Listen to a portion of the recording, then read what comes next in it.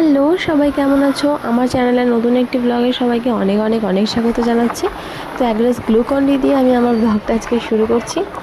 তো এটা ঠিক সকাল বলবো না, 11টা থেকে ব্লগটা স্টার্ট হচ্ছে। এরপর একটু বিকেল বিকেল নাগাদ তারপরে দুপুরে আর ব্লগটা আমি করিনি। দুপুরে আমরা রান্নাবান্না করে দুজনে, আমি আর আমার শাশুড়ি মানে আমার মামুই আর আমি ছিলাম, দুজনে রান্নাবান্না করে খাওয়া দাওয়া করেছিলাম। ও বাড়িতে ছিল না, বাবা বাড়িতে নেই। তো ও আসার পরে বিকেলবেলা একটু বাজারে বেরিয়েছিলাম, তারপরে একটু কেনাকাটা ছিল।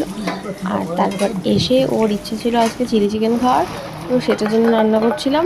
তো সেটা করার পর তো ওই রান্নাবান্না সব করেছে, আমাকে কিছু করতে দেয়নি, আমি শুধু ওর হাতে সব গুছিয়ে দিয়েছি, এটা কোথায় ওটা কোথায় সেটা।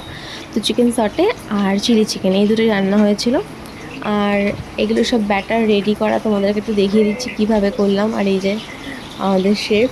তো যাই হোক, রান্নাগুলো সত্যি খুব ভালো হয়েছিল, নিজেটা রান্না করেছি বলে বলছি না, খেতে সত্যি খুব টেস্ট হয়েছিল।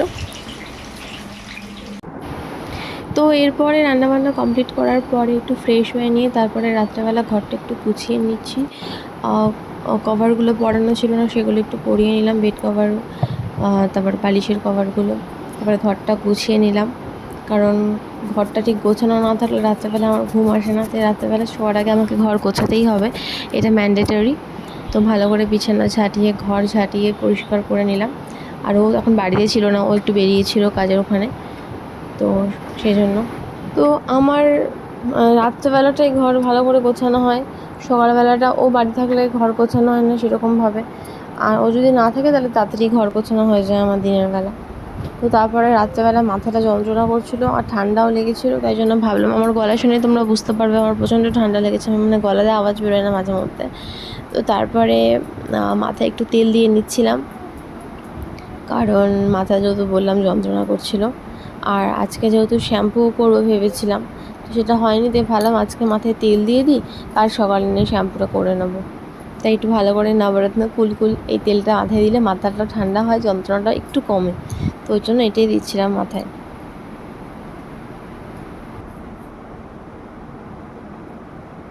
আর আমার চুল এত পাতলা হয়ে গেছে রিসেন্ট, আগে আমার চুল এত মোটাই ছিল যে আমি প্রার্থনা করতাম চুলটা একটু পাতলা হবে কবে, পাতলা হবে কবে। আর এখন চুল এত পাতলা হয়ে যাচ্ছে, এত হেয়ার ফল হচ্ছে, তাছাড়া বিনা কারণে আমি জানি না এত পাতলা কেন হচ্ছে, যে এখন মনে হয় যে পুরনো সেই চুলটা যদি ফিরে পেতাম, আমার মাথায় যেরকম গোছ মোটা গোছের চুল ছিল তাহলে কি ভালোই না হতো। তো তখন সবাই আমাকে বলতো তোর এত মোটা চুল তুই কী করে সেটাকে সামলাস, কিন্তু আমি সেটাকে সামলে চলতাম। তো হঠাৎ করে রিসেন্ট কিছু 2 বছর মতো হলো এত হেয়ার ফল হচ্ছে, আস্তে আস্তে পাতলা হয়ে হয়ে হয়ে হয়ে অনেক পাতলা হয়ে গেছে। আমার চুল খুব মোটা ছিল, তো তার জন্য দুঃখ দুঃখ লাগে। আর মাথায় তেল দিলে তো চুল আরও পাতলা লাগে দেখতে, মানে খুবই সরু হয়ে যায় যেন চুলটা আমার। এখন টোটাল যে চুল মাথার মধ্যে এক সাইডে আনলে যেরকম লাগে, আগে আমার দুদিকে ওরকম দুরকম চুল ছিল। তো যাই হোক, মাথা একটু ভালো করে অয়েলিং করে নিচ্ছি। তো নবরত্নটা চাঁদির ওপরে দিয়ে ভালো করে একটুখানি তারপরে নিলাম, আর তারপরে সারা চুলে বাজাজের আমন্ড অয়েলটা লাগিয়ে নিলাম। এতে একটু নাকি হেয়ার ফলটা কম হয়, এটাই আমি ইউজ করি ওই জন্য কিছুদিন বছর ধরে, ওই জন্য এটাই ইউজ করছি। তারপরে ভালো করে চুলটা আঁচড়ে নিয়ে, যেহেতু ঘরের মধ্যে চুল পড়ে ওই জন্য চুল ফ্যান অফ করে চুল আঁচড়াই আমি।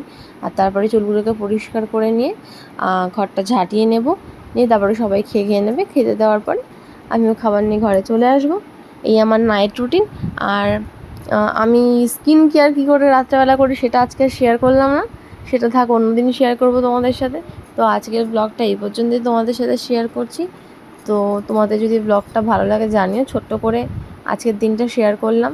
তো চলো এই পর্যন্ত, দেখা হচ্ছে নেক্সট ব্লগে। প্রতিদিন ভাবি ডেলি ব্লগ দেবো, কিন্তু প্রতিদিন ব্লগ দেওয়া হয়ে ওঠে না, আমার ডেলি ব্লগটা ঠিক হয়ে ওঠে না। তো সেজন্য 2 দিন অন্তর অন্তর বা 1 দিন অন্তর অন্তর বা সপ্তাহে একটা করে ব্লগ দেওয়ার আমি চেষ্টা করি। অনেক ব্লগ তোমরা খুব পছন্দ করো, অনেক ব্লগে তোমাদের হয়তো আরও বেশি কিছু এক্সপেকটেশান থাকে। তো তোমরা অবশ্যই কমেন্টে জানিও তোমাদের কীরকম লাগছে, তাহলে আমিও একটুখানি উৎসাহ পাবো ব্লগ করার জন্য। তো অনেকে কমেন্ট করো ব্লগে যে আমার বাড়ি কোথায় বা আমি কি করি, কোথায় থাকি। তো এই কমেন্টগুলো রিপ্লাই হয়তো আমি তখন দিই না। তো আমি সব কিছু নিয়ে আবার ভিডিও বানাবো, সেখানে আমি তোমাদের সাথে সব কিছু শেয়ার করব। তার জন্য তোমরা চ্যানেলটিকে সাবস্ক্রাইব করো, তাহলে প্রত্যেকটা ভিডিও তোমরা দেখতে পাবে। বেল আইকনটি প্রেস করে দিও। তো এইটুকুনি বলার ছিল। আর বলতে বলতে আমার কাজকর্মও শেষ, এবার খাওয়া দাওয়া করে আজকের দিনটা এখানেই শেষ হলো। তো আবার নেক্সট ব্লগ আসছে। তো বাড়িতে পিসি এসেছে, তো সবাই এসছে, তো সেটা নিয়ে আবার ব্লগ হবে। তো সেসব ব্লগও তোমাদের সাথে শেয়ার করব। তো চলো দেখতে থাকো।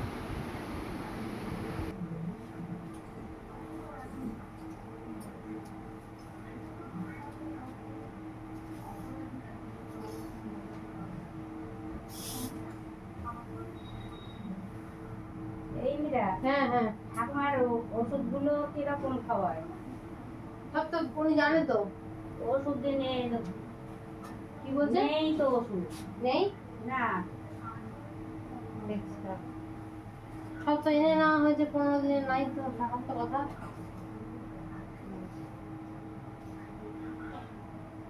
সেটা তো ওষুধ আসছি দাঁড়া।